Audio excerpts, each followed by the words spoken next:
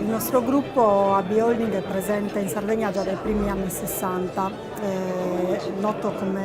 il Banche. Oggi siamo qua alla ricerca sostanzialmente di giovani talenti che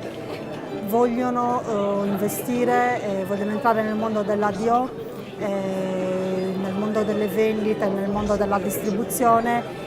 iniziare un percorso con noi di crescita che può portarli a intraprendere, a raggiungere posizioni sia nell'area vendite che nell'area poi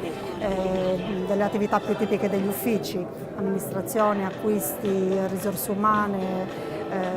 insomma le più svariate. Cerchiamo dei giovani che non necessariamente devono avere avuto esperienze in questi ruoli, ma che abbiano piuttosto desiderio di crescere, di imparare. Chiaramente cerchiamo possibilmente persone con già una buona preparazione di base, ma il requisito più importante è il desiderio di imparare, di crescere e poi di dare al proprio territorio tutto quello che si è acquisito, che si è potuto imparare. Siamo presenti in tutta la Sardegna con punti vendita sia del canale retail, con le insegne CRAI, Simply e la prossima insegna che abbiamo già presentato qua, Leader Price, e con il canale Cash and Carry, quindi Centro Cash.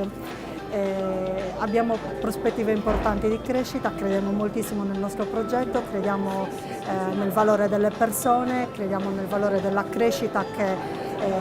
un'azienda può avere appunto grazie al contributo di ognuna di tutte le risorse che vengono inserite, formate e accompagnate alla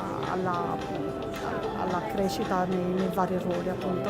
Per noi è fondamentale, siamo nati e cresciuti qua, vogliamo investire ancora il più possibile tutte le nostre risorse per la crescita non solo della nostra azienda ma del territorio, perché siamo convinti che cresce un'azienda se cresce contemporaneamente proprio il territorio. Ecco perché siamo molto attenti ai localismi, ecco perché crediamo moltissimo nel nostro progetto che è Compra Locale, ecco perché crediamo moltissimo nel far crescere appunto tutte le aziende che producono qua, che offrono qua, che investono qua. Quindi questa è una nostra missione.